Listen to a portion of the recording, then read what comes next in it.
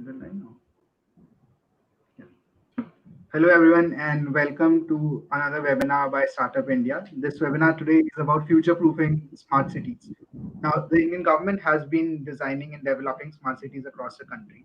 And while these cities are developing, it's also important to come to an understanding about the kind of things that these cities will require to ensure that they're affordable, to ensure that they're accessible to the people who are living there, and to ensure that their minimum livelihoods and living standards are maintained for everyone. So today on this webinar, we'll be talking about startups and companies that are redefining technology and product innovation, and who can be integrated into these ideas of smart cities, and who can provide a function of improving how these cities within themselves are functioning, while also going ahead and ensuring that the basic necessities are met for the people. So today on our panel, we have two panelists with us. Our first panelist is Mr. Arvind Sanka, who is a co-founder of Rapido.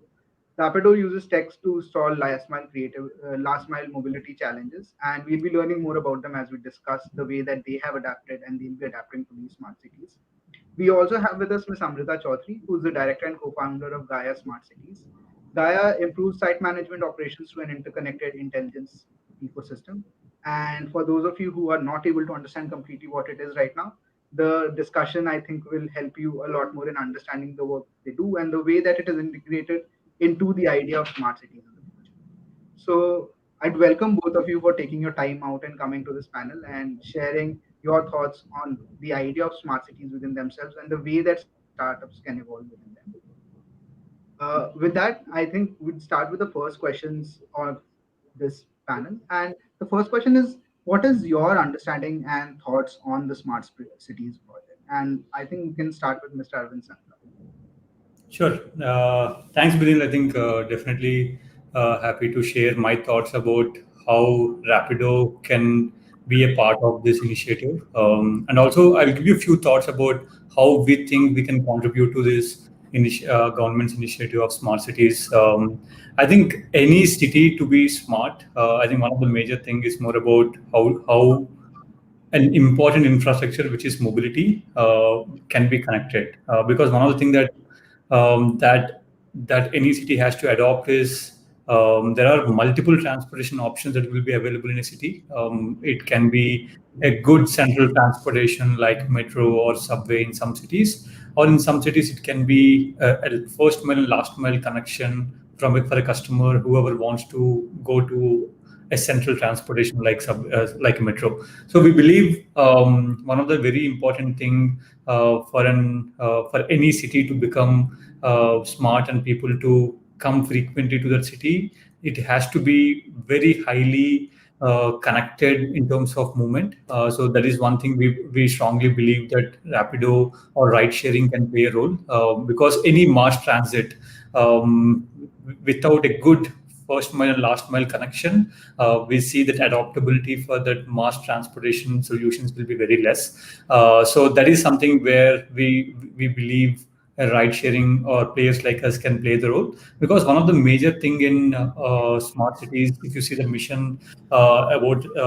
core infrastructure of smart cities, is more about urban mobility and public transportation, which is there are multiple things in urban mobility. One is smart parking, one is intelligent traffic management, another thing is integrated multimodal transport, and we come under multimodal transport, where you can open a Rapido app, and if any user wants to go to anywhere in the city, or if he wants to get connected to a central transportation like metro, we believe we add a lot of value. And other major thing for any smart cities to take up the shape is in terms of how do you change the lifestyle of people, because one thing we have to understand is the cities where it is right now, we are turning those cities to smart. That means a lot of lifestyle has to be improved. It can be a user who is using Rapido or a captain who is making that ride possible. So one of the major things that Rapido adds value to any user or any captain is by improving their earning opportunity, right? For a captain who is working with Rapido, maybe an hour or 2 hours basis, he can make extra 200, 300 rupees, by which the lifestyle of a people will change. And that means the lifestyle of people, once it get improved, I mean, the people will spend more and the lifestyle becomes a lot more better than what it used to be right now earlier. So the same city which has more options to earn money for captains or for the customers to save time and to go to the same point A to point B at much lesser cost using an existing infrastructure of two-wheeler. We believe that is what mobility being smart in the cities, talking about tier 2, tier 3 cities, where the cities can turn smart. So I think that is where I think smart mobility, because within the smart cities, there is also a smart mobility where we play our role in making the city smart. Thank you, Mr. Arvind. It is very interesting that you talk about how the idea of smart cities is not just the infrastructure being built there, which is essential to it, but also the adaptation of lifestyle changes that come with it and how people interact with it. On the same Yeah. idea of like what smart cities are in themselves, Ms. Amrita, what are your thoughts on this? Absolutely. First of all, Vinil, thank you for having me here. So smart city for us and from a Gaia perspective, we define a city which is conscious, which is measuring itself so that it improves, is our definition of what smart is. So if we see the mission and how different elements are coming together, so definitely cities are looking at solutions which are spanning a wide range of areas, right? From mobility to security and surveillance to environment to solid waste management and many others, where we and in all of these, from a overall master city idea perspective and the vision perspective, it's how to bring in the data from the last mile from all of these different kinds of disparate city systems, how to make sense of it, and how to ensure that the systems work in an interconnected way to deliver the better quality of life that citizens do demand. Our particular take from a Gaia perspective and our solutions perspective is that we are an IoT and a workforce management platform, and we are bringing our solution to smart cities in a couple of different ways. So one is that at the aggregate platform level, I'm able to bring in disparate, devices onto a common network. So as an example, in Kakinada Smart City, we've got multiple different, third-party solutions related to smart parking, related to garbage collection and smart bins, and related to environmental monitoring, which are coming onto our common IoT network and platform, from which the city is then able to view performance across all of these through a common system. So that's more at the aggregation level.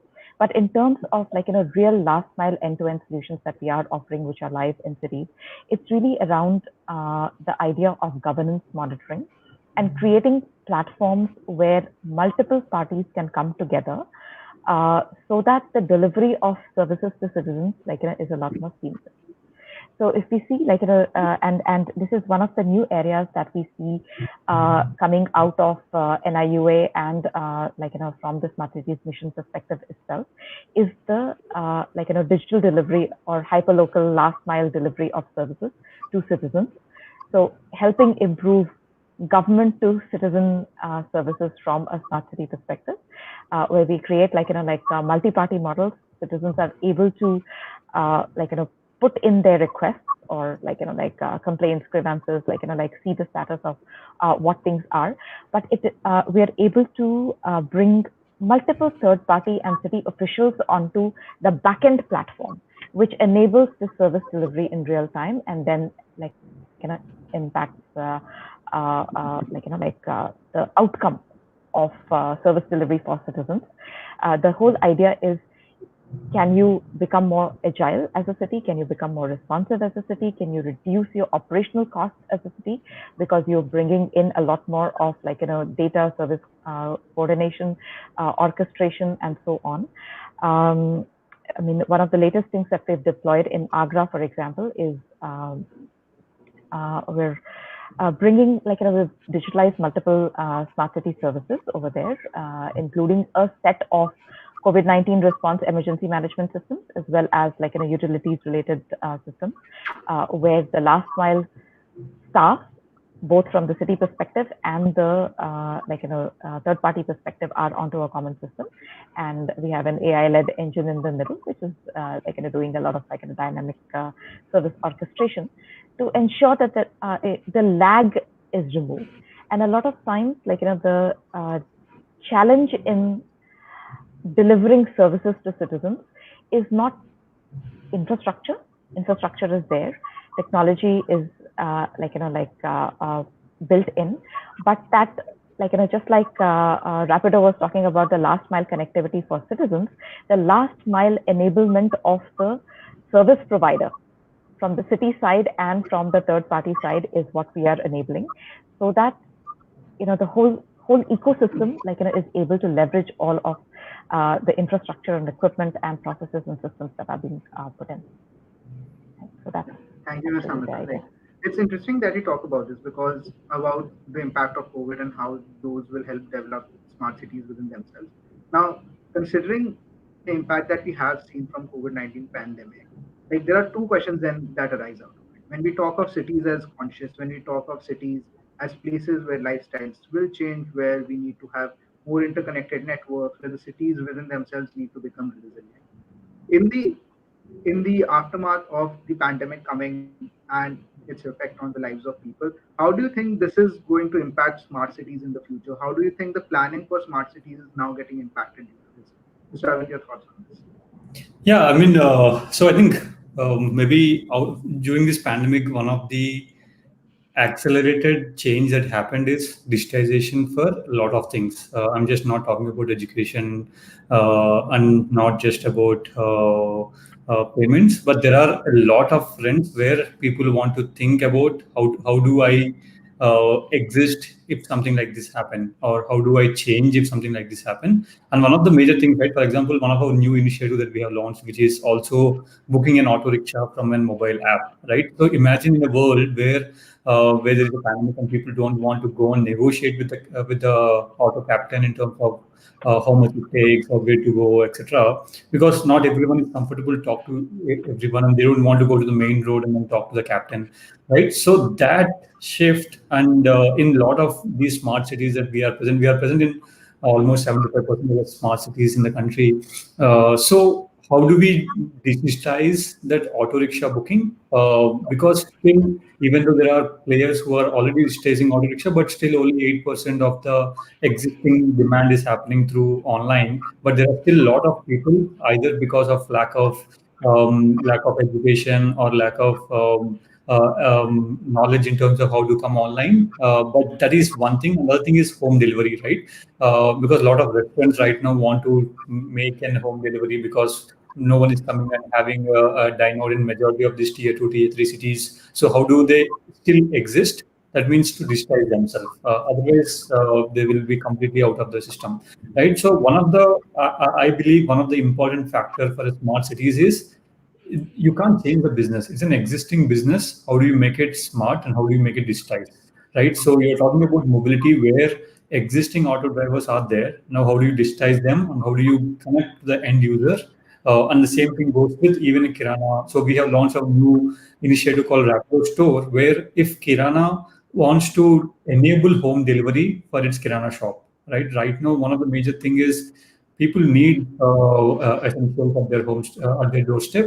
They are reducing the movement as much as possible, but there are some essential things that they have to buy it on regular basis, right? So there might be kirana digitization and enabling home delivery to the end user. So all these things have accelerated during COVID, and I personally think the project of smart cities, again, there might be a lot of things linked in the smart cities, but how do you digitize an existing businesses? That has accelerated crazily in this last 4 to 5 months. Even our logistics business, which we were used to present in these tier 2, tier 3 cities, and during this COVID, we expanded to all these tier 2, tier 3 cities because everyone wants to enable home delivery for their business. It might be some cases pharma delivery, some cases it can be kirana delivery, sometimes it can be food delivery, right? So that economy has accelerated this during this pandemic, and I think the vision of digitizing this every small scale businesses in small cities has only accelerated. I don't think there will be any delay in that vision for the smart cities to happen. Right, yeah. So on the same ideas of like how the impact of the COVID-19 pandemic has been and how do you future-proof cities? Because it's not just about developing those cities and having ideas for these cities, but also about what are the challenges that we can foresee and what are the challenges that we can at least go ahead and have some precautionary measures against. So Samita, like how do you think like the COVID-19 pandemic will impact actually the smart cities goal for the government? Sure. So again, I mean, concur with what Arvind said, that the business case for digital transformation to some extent has been, strengthened by the pandemic. Everybody is realizing the benefit of remote digital contactless and having that ability to work in a remote way. So again, from two sides of the coin, one side is from the government itself, and one thing that was pretty apparent in the first early days of the pandemic, and it sort of continued, was that people who were in the essential services, or people who were working in the city control and command rooms, those officers, those staff were active, but there were many people within the ecosystem who were unable to perform their services because they were not digitally enabled. Right? So that digital enablement of the government itself is something which has come to the fore, and in many different ways, solutions and ideas are coming through, of how do you ensure that the people who are delivering the services to citizens, right? It's one thing to say that I will digitize the interface, but what about the back-end operations which actually needs to do the work, which goes behind that front-end interface, right? So the conversation now is on the back-end interface, not just the front end, but how do you actually operationalize the service delivery mechanism, or the workforce inside the government. So that's one set of things. I think the other set of things, is the people who are living inside the cities themselves. And obviously, at one level, anything to do with healthcare and education has come to the fore. But the other thing that we are seeing in enterprises is again, this ability to manage people who are distributed workforces in distributed environments. And again, there's a lot of companies who have people like this, people who are, let's say, salespeople, distribution people, channel partners, and so on. So again, from an enterprise perspective, digitalizing that last mile, bringing those people onto common platforms which are mobile, cloud enabled, with real time location, real time task management, productivity metrics, all of that can be done a lot more because there are tools available, and there is a need which has become a little bit more apparent because of the pandemic. Yeah, I think that's a very interesting understanding of how it's not just about putting technology out there, but also envisioning how that technology is being delivered, who's working towards delivering those technologies, and how that is being developed in the first place itself. And I think that also like leads us to a more in, I would say, a more prominent question in regards to how we are adapting technologies, how we are building the backend for it. How do we are ensuring that the people who are using these technologies are people A, who are proficient in it, and B, who can make sure that the best use of these technologies are taking place. In such a scenario, when we are developing such smart cities, what are the kind of challenges that you see coming up with this? We have already discussed how we need to have digitization to ensure that people are able to access different resources. We also need to ensure that people who are providing these digitization services have infrastructure within them and the capabilities developed within them to understand how this completely functions and to make sure that its impact is felt as much as it's needed. But when we specifically come down to how do we design a city, how do we go ahead and implement this within a city, there are challenges which do come up. There are challenges which we have to deal with on an everyday basis, on a structural basis over a period of time. So, what are the challenges that currently that you see coming up in accessing these smart cities? What are the kind of challenges that you see in providing your own services and products to these future-proof smart cities? Mr. Arun. Yeah, sure. I think maybe it's a very good question because that is one of the product challenge that we face because there are different kind of people in different cities, right? I mean, even broadly saying smart cities as one project, but every city behaves in a different way. And challenges in different cities are different. For example, there might be even though the existing smart city might have a good transportation network already, compared to a city where it lacks all the public infrastructure of transportation at all, right? So every city has to be looked in a different way. And if you see, even for our core business, which is our ride sharing, the captains behave a lot differently to the customers. And for captains to adopt to this technology and come and work, come and onboard and start making money, it's a huge shift in the way that they are doing. Earlier, they were not doing this kind of task, but right now they have to do it, and everything's self-learned.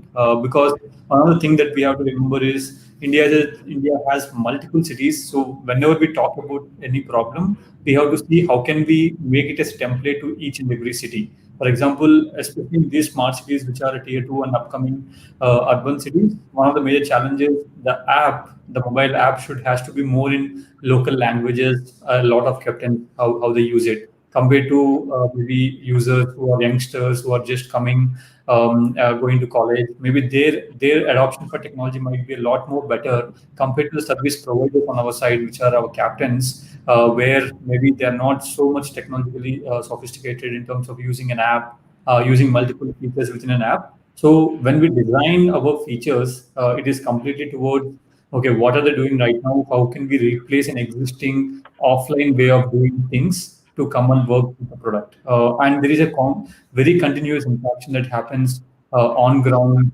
because it's a very first of its kind, and every city behaves differently. We talk to the captains and talk to the users a lot more regularly, and make sure the product is something which will enable them to them. But one of the important thing is adaptability, because as I said, every city is different. There might be some services we give only in few cities compared to other cities. And during this pandemic, also thinking about okay, if any business, even if you see our captains, this is not their only way of earning money.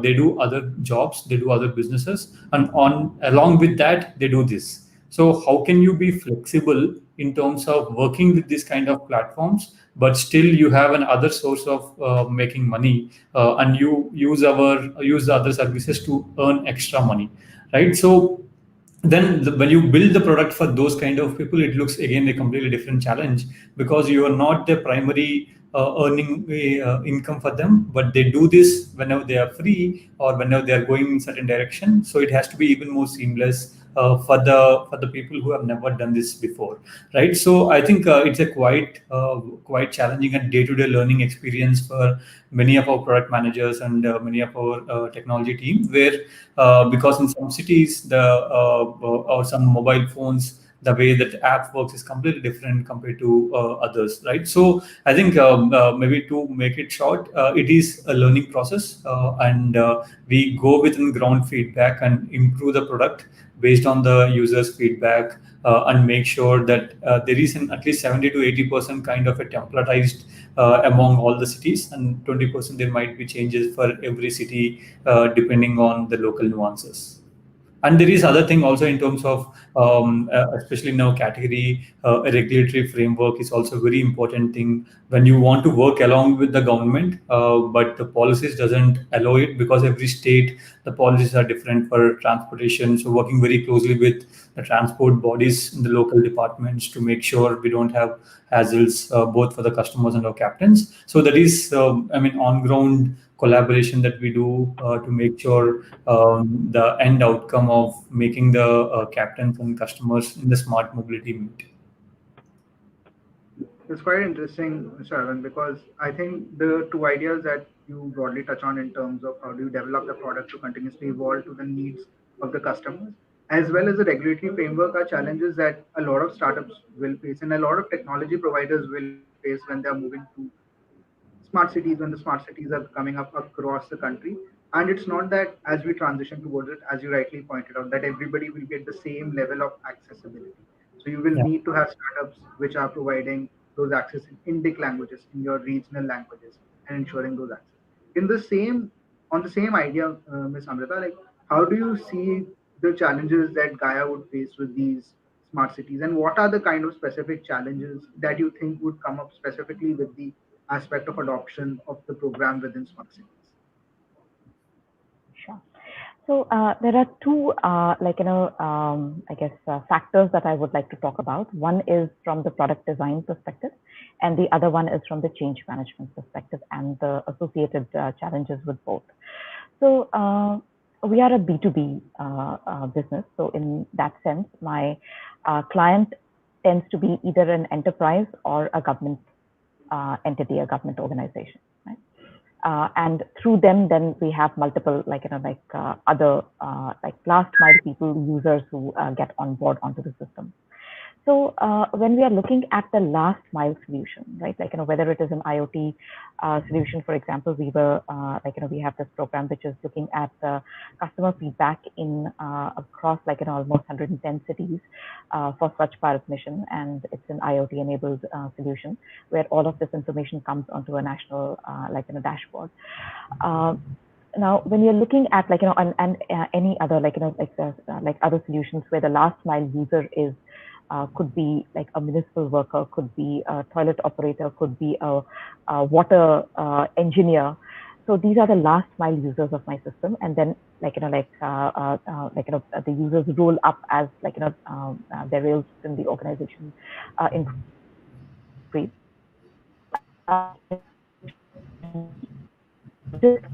It needs to be the last mile worker can use, operate, adopt, and participate in this process. And then at the senior most level, a lot of enterprise clients like to have these large video walls with a lot of rich data analytics, GIS dashboards, a lot of slices and dices of information, what is happening, last mile, last minute, this city, comparative analytics, quintile analytics, who's at the top, who's at the bottom, there's a lot of competition within government, within departments, within teams, at every level to see, okay, who's performing better, who's performing, not so well. So we need to be able to ensure that our system is usable by the last mile person, but also provides all the rich analytics and the benefits that the CEO or the board member, wants, right? So it needs to traverse that distance. And so at one end, it needs to be simple. At the other end, it needs to be as complicated analytics as you can deliver to the client, and as many rich information, insights, alerts, and all of that you can derive. All of our systems also are real-time monitoring solutions, which means that anytime there is an incident, an alert, a security breach, any kind of mismatch between what was the expected service level and the delivered service level, we need to be able to raise alerts, alarms, and create additional workflows for somebody to respond to it. Right. So again, the system needs to be intelligent enough to know, what is happening, and the rules can be different even within an organization. The rules can be different by location, by specific function or metric that we are targeting or monitoring. So the system needs to be able to take in those service levels, take in those kinds of rules engine needs to be extremely complex and comprehensive to be able to take in all kinds of variations, so that then you can create this event-driven organization that you're looking at delivering to your client. The challenge then becomes multifold in from a change management perspective. First of all, we have to ensure that people are happy using the system. So while it is about delivering productivity and performance outcomes, you still need to make people feel comfortable that their jobs are not at risk, right? So because otherwise, people will not adopt and use the system, and if people don't use the system, then you cannot show the benefits that you need to show to your end client who's at the board level.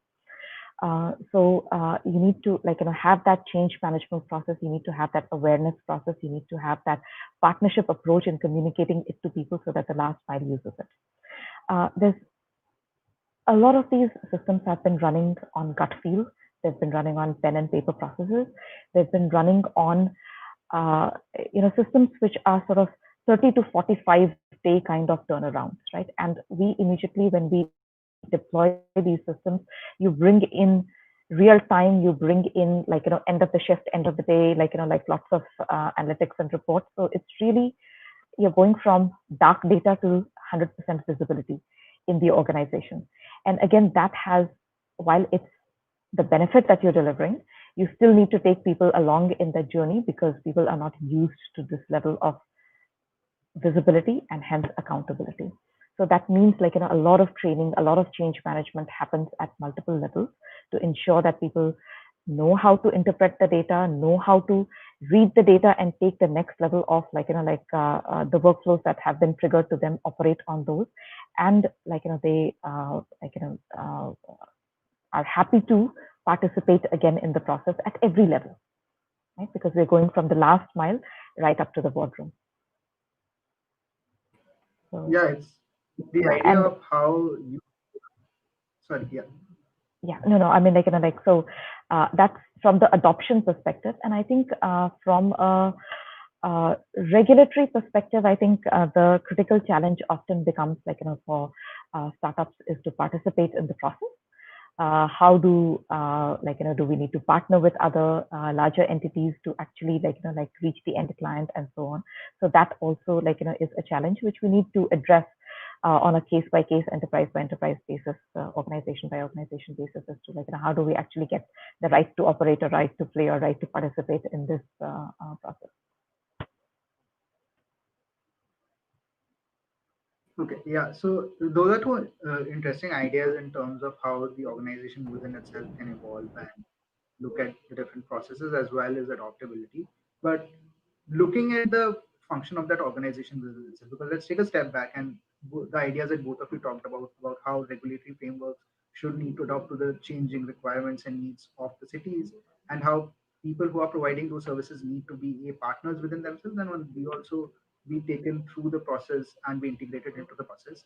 The way that the urbanization program in India is now developing, where there are private public partnerships which are forming, where in federal, like in a federal framework, they're also getting the private sector involved in developing the framework within itself, not just at the end point where once the framework has been developed, so asking the private sector what are the services you can provide, but also asking what are the kind of frameworks that will help the private sector also develop within the country.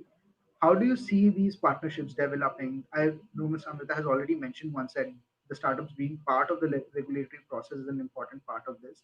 But what are the other changes? What are the other developments you think can A, help this process further, and B, is also a necessity in the light of the kind of challenges that you're facing? Mr. Arvind.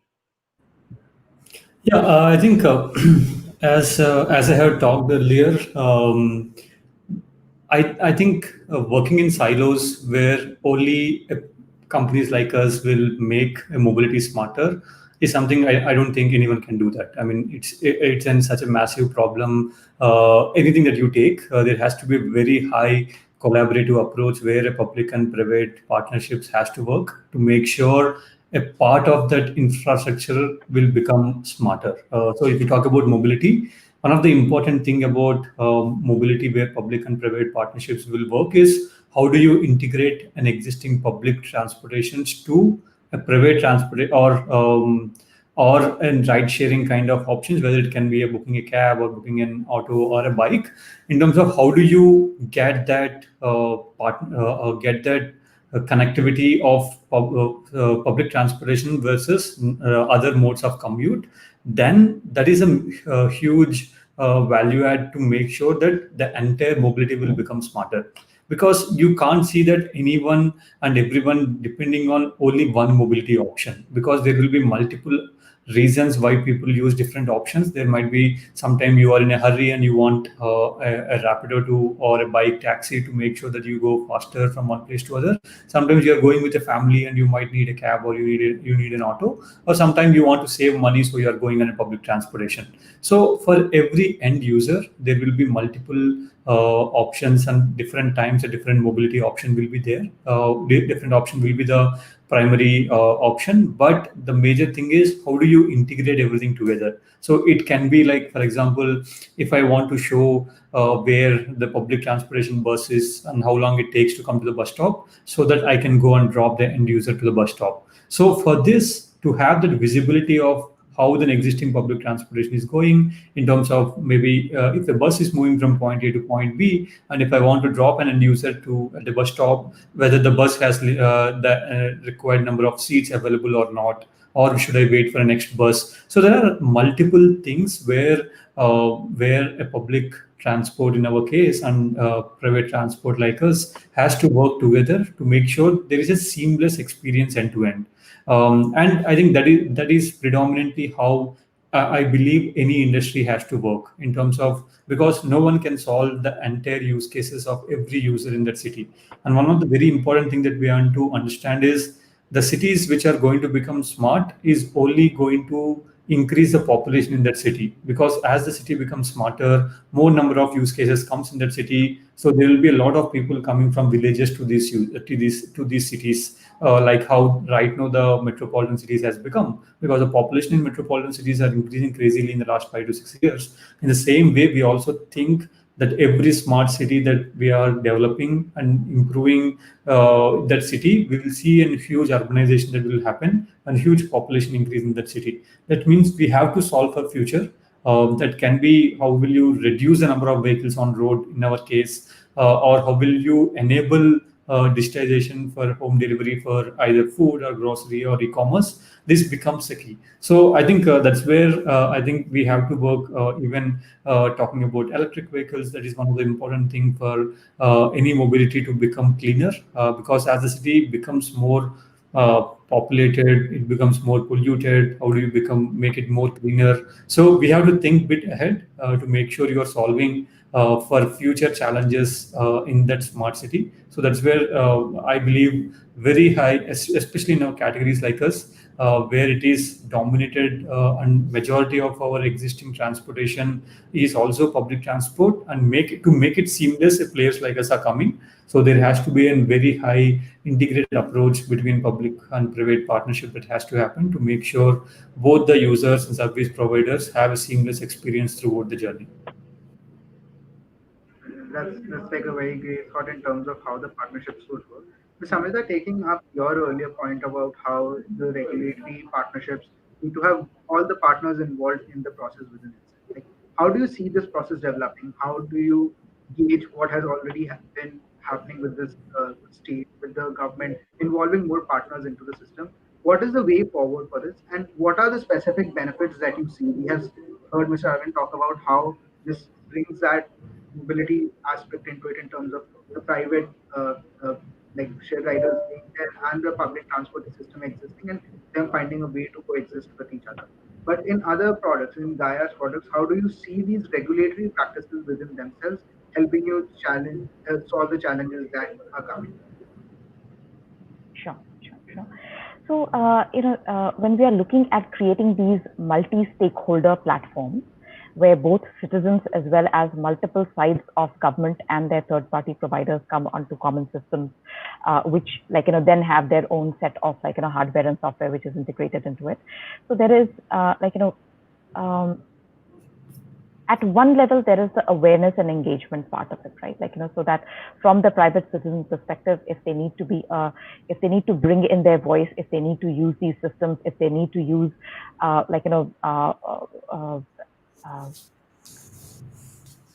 for their own ease of living, if they have newer channels of reaching out to the government, then they need to be aware of it and they need to use it, right? And if the channel performs the way it is supposed to perform in the real-time manner that it is supposed to be, then they will definitely see the benefits that come from using these newer channels of approaching government services. and last mile, delivery of citizen services, and sometimes hyper local. And when we're seeing in COVID-19 scenario, some of the things that we were enabling was if let's say citizens need transport for like a COVID-19 case, or they need some specific medicines delivered to the doorstep, and and these are citizens at risk citizens who don't have the wherewithal to go to the private markets to access these services or these products, and the city is enabling the delivery of these services. How do you create a mechanism of access? How do you provide access? Right? So there is an awareness from the side of the citizens. There is a performance of the channel itself, which then creates a stickiness on the side of the citizen. But more from the environment of stitching together these complex ecosystems, right? Because again, when we are looking at these large operational delivery from the government to the citizen, the systems and services and support infrastructure that goes into it, no single provider is providing these. Usually, these are collaborations, consortiums. Under a single consortium, there will be multiple sub solutions that come in, which get stitched together. So that process is obviously extremely fragmented. Of how do you approach it, how do you stitch it together, and the mechanisms by which procurement of innovation happens sometimes, because it is even under the QCDS criteria, where you're looking at quality and cost both, sometimes procuring innovation becomes very, very difficult, right? So creating avenues and programs by which innovation can be, a part and parcel of the government procurement ecosystem is again something which needs to be looked at. There have been multiple programs which have been run by the ministry, by the missions, and there have been challenges. So we've, for example, participated in things where a city and a private sector player like us and an academic institution had to participate. And there've been scenarios where we were the only people who submitted. There were scenarios where, you put in, you put in a lot of effort to stitch in the ecosystem. There is a few people, so it's a valid submission because other people have also submitted. But, for a variety of reasons, it gets cancelled, postponed, whatever else. So there's a lot of wasted effort and energy in this entire innovation procurement process that is there at the moment. And in the larger, more established mechanisms where the consortiums are providing the master solutions, pitching our solutions again, it's a way of it's like a Russian roulette, okay, who are all the partners out there? How do I present myself to the partners? How do I present myself to all the different stakeholders who will be gatekeepers at many, many different levels before the solution gets bought and used? Right? So that mechanism becomes difficult for a startup to navigate. While we have navigated it successfully, but I definitely think that it's not. In order to scale it, there needs to be a method, a regulatory process by which startups like us can participate in this process better than it is done today. Thank you, Samrita. It's very interesting that you talk about that, especially in terms of how the larger solutions and the way that these solutions are adopted are gated in some way or the other. And the way through which these solutions are, I would say, procured by the government, there are challenges that exist to it, as you point out. Then what's interesting is that I would like to understand from your perspective, how is it that cities in themselves, let's assume that cities, governments who are in those cities, will be able to procure the smaller startups? What are the mechanisms that they should ideally work, or what are the frameworks that they should develop, which will help them procure smarter solutions, and even from smaller startups, and necessarily not from continuous big players or players who have been in the offering for a while and who have a good understanding of how the system within itself works? How do we make our systems robust in itself that smaller solutions can also be adopted by cities? Yeah, I think it's again a very complex, systemic things at play. One is that from a policy level, there have been guidances on how to include startups, but when it comes down to implementation, there is set, there are patterns of behavior and patterns of I guess protocol that has been followed for years. So breaking through protocol sometimes is very difficult. Even though there is a policy guidance, you can include startups. You can not require certain kind of let's say performance bank guarantees and so on from startups. In reality, it becomes very difficult.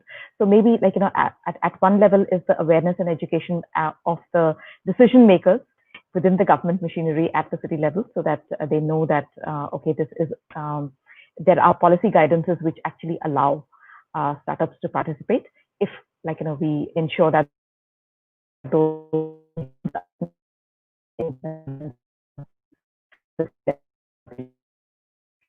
I think the other mechanism is perhaps around I mean, contests have been tried, and I know that contests sometimes work, but they work for pilots, but then it doesn't really work for scaling out solutions, right? So there needs to be a different mechanism, and that different mechanism could be, there's two ways of looking at things. And one of the things, we were putting together some ideas for a client where if we look at European cities and even Asian cities, they have this concept and they called it urban acupuncture, where there is large, massive projects which are obviously gated and they obviously go through the larger players.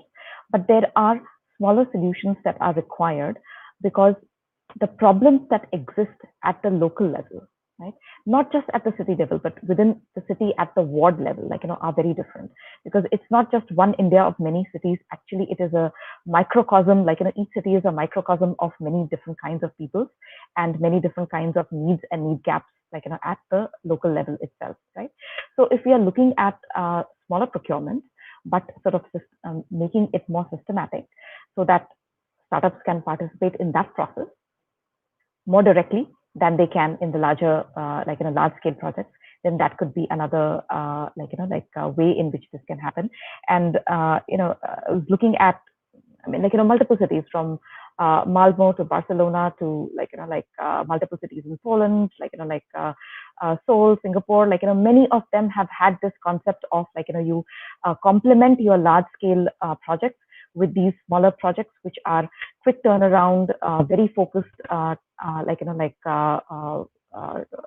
guess the outcomes that you want to derive out of these, but they are targeting smaller local problems, and there's a mechanism of bringing those together. So that could be another way of looking at this problem.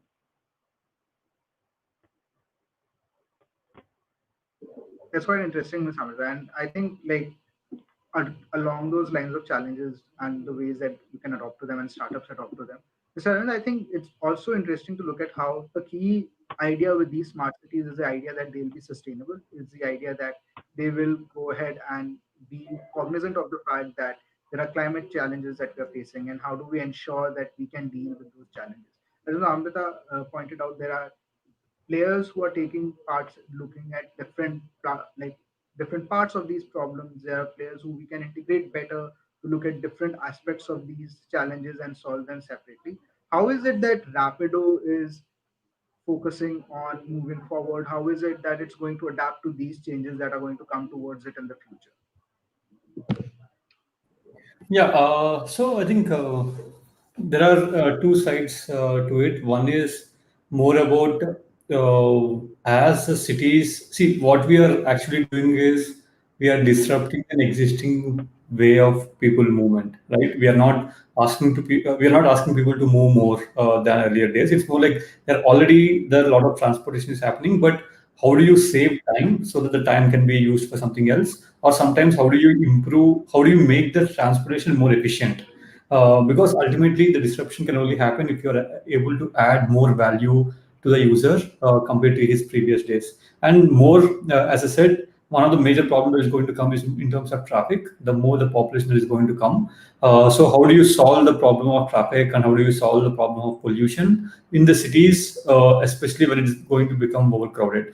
So I think where Rapido plays a part, as I said, is more about how do you make transportation affordable and at the same time efficient, because one of the major challenges, whichever is a lot of efficient mode of commutes, are not affordable for mass audience. But unless you make an efficient mode of commute which is also affordable, then only the value of it will become much larger when it is accessible for majority of Indians. So that's one of the key role. The other thing, as I earlier touched base in terms of, it's not only about movement of people, it's also movement of the goods.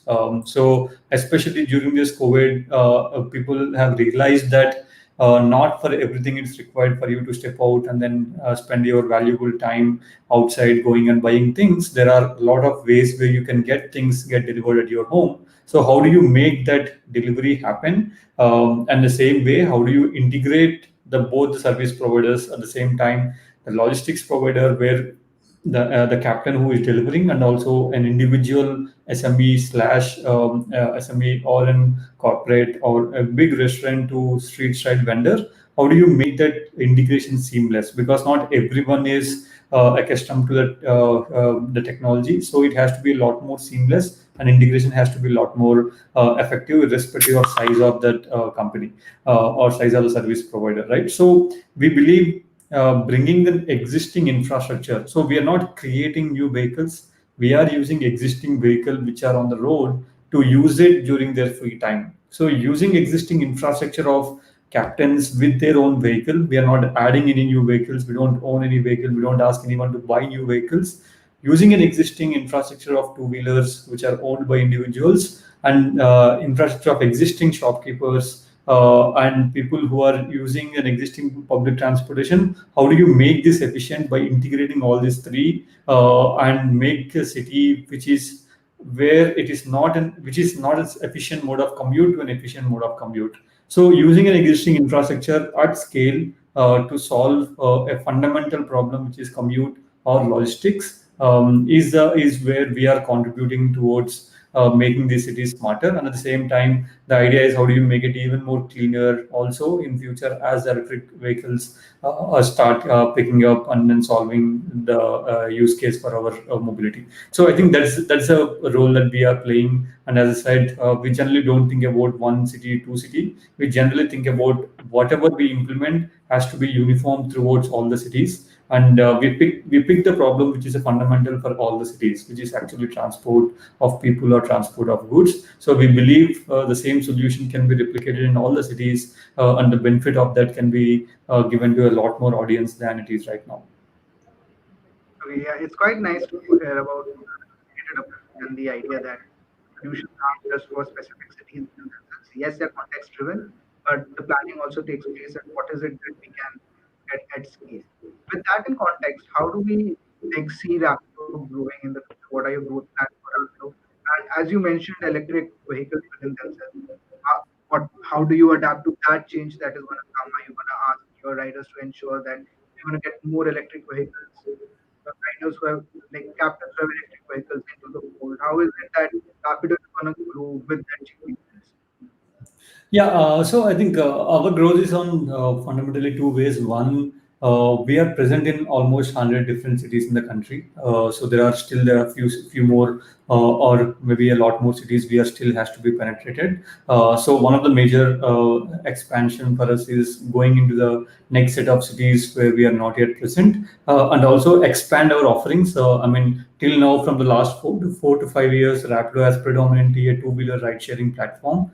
So we are expanding our offering recently to from a two-wheeler to auto rickshaw, because one thing that if you see every city that you go, the one thing that is common in all the cities is the auto rickshaw movement. So autos is a very fundamental way people commute. So now we have expanded our offerings from two-wheelers to three-wheelers, and we will digitize majority of auto rickshaws to make sure the users have a very seamless way of booking auto rickshaw and a very standardized price. So these are two major initiatives for us to expand to more cities, and also to expand to other transportation options. And as electric vehicles come into picture, so we are as a platform, because we are present in multiple cities and lakhs, more than 3 lakh captains users on a regular basis. One of the major thing that we are doing is we are doing a lot of pilots to understand the challenges that we can see or foresee in terms of electric vehicles, and we are passing on the feedback to OEMs to change few of the things which can be which either to make the vehicle affordable or to make it a lot more seamless in terms of either charging or vehicle the performance itself, because the performance of ride sharing might be a lot different from a personal use case of an electric vehicle.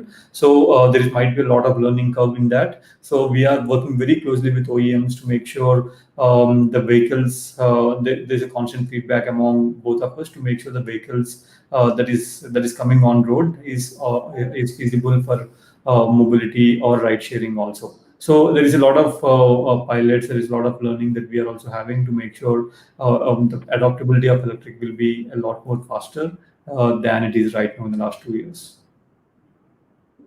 Okay, that sounds great, and I think that bodes well also for the idea of how do you build sustainable cities within themselves. Yeah. I would like to thank Mr. Arvind and Ms. Amrita for taking time out and coming to our webinar and discussing this so that people also get to know how do we future-proof smart cities within themselves. How do we not just build smart cities, but also make sure that they're resilient within themselves, that the conscience is something that keeps developing within. So I just open this up to any closing remarks if you have any closing remarks.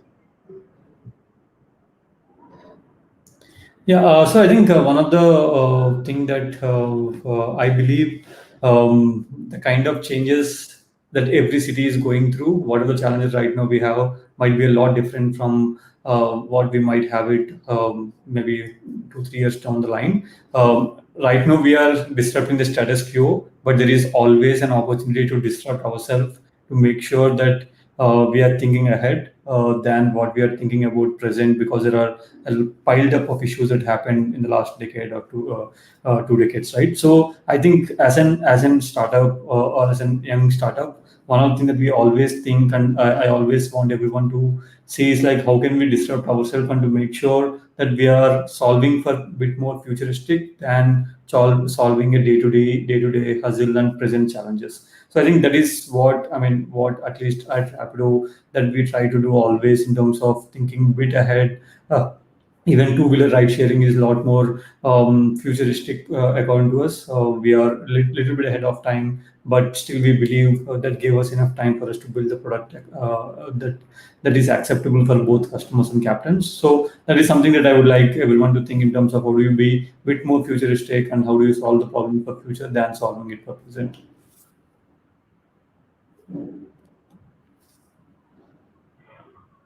So I think from my perspective, there's a lot more that the future holds in terms of, and especially you talked about sustainability, and you talked about how user and citizen preferences are going to change over time. And one of the things that we all want is a healthier city. We want a less wasteful city. And there are some solutions, and from an IoT perspective, we are being able to help large enterprises, for example, Amul and DHL, manage and monitor very large national footprint food distribution chains or pharma distribution chains. And again, government is a huge agency and a huge part of the entire chain of public health delivery and public food distribution services and so on. And again, those I think are very ripe for bringing in a lot more of the IoT and digital solutions, which can really transform the way these industries operate. They can bring in a lot of efficiencies, but also bring in the focus on creating these healthier, responsive ecosystems, which are visible from the last mile to the boardroom level, and they're able to deliver what they need to deliver for citizens, which is essentially fresh products, fresh medicines, healthier lifestyles through these connected ecosystem chains. So there's a lot more that can happen, and we're looking forward to that.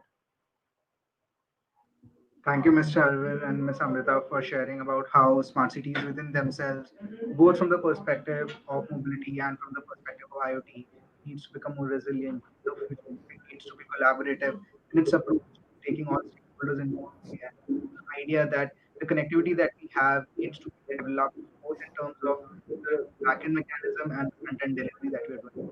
Startup India, we want to thank both of you for taking time out for coming to this webinar and for helping our viewers to understand how future smart city.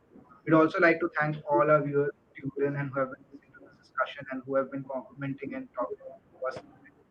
We'll be coming back with further discussions on other webinars and stay tuned. Thank you.